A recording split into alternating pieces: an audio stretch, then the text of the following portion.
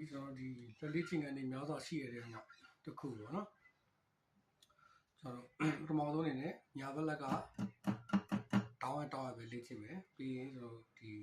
လက်မလေးကအနောက်ကိုရှော့ထားပေးမယ်ပြီးရင်6ကျိုး3ခွက်4ခွက်5ခွက်စသဖြင့်အစင်လိုက်လေးပေါ့နော်ဟုတ်ပြီဆင်းချလိုက်မယ်ပြီးရင်ကျွန်တော်5ကျိုးကိုတစ်လုံးချမယ်အပေါ်မှာကျွန်တော်3လုံးတင်ခဲ့မယ်ပေါ့နော်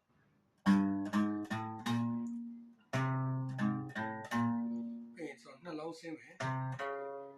2လုံးတက်မယ်ပြီးရင်3လုံးဆင်းမယ်တစ်လုံးချက်ခဲ့မယ်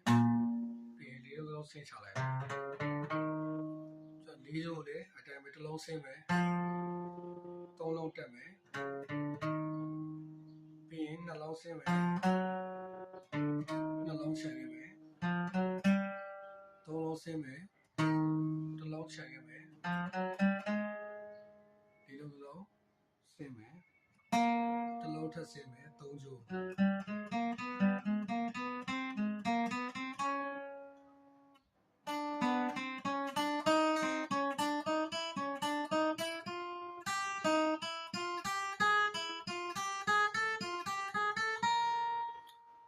ကျွန်တော်ဒီအတက်ကလည်း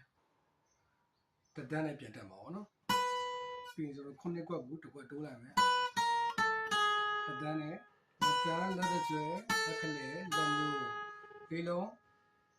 ပြီးရင်ကျွန်တော်အပေါ်ကို2ကျိုးတစ်လုံးတက်မယ်ပြီးရင်3လုံးပြန်ဆင်းမယ်ပြီးရင်ကျွန်တော်2လုံးတက်မယ်ပြီးရင်3လုံးတင်မယ်ပြီးရင်4လုံးတင်မယ်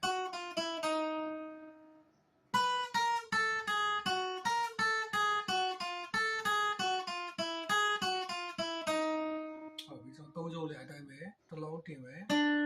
3လုံးဆင်းမယ်2လုံးတင်မယ်2လုံးဆင်းမယ်3လုံးတင်မယ်တစ်လုံးချန်ခဲ့မယ်ပြီးရင်4လုံးတင်လိုက်မယ်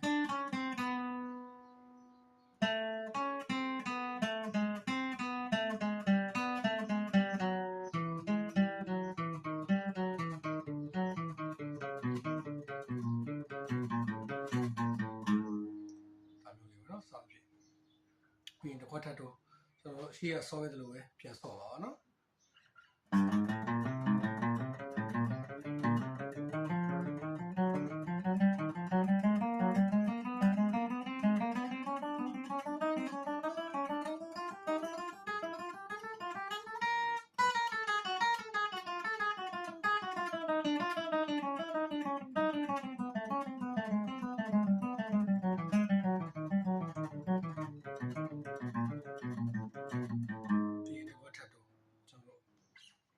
ဖြည်းဖြည်းနဲ့ဆော့သွားပါဘောနော်โอเคဘေးလည်းကောညာလည်းကောနှစ်ကျိုးတွဲပြီးတော့ဆော့တဲ့အဆင့်လေး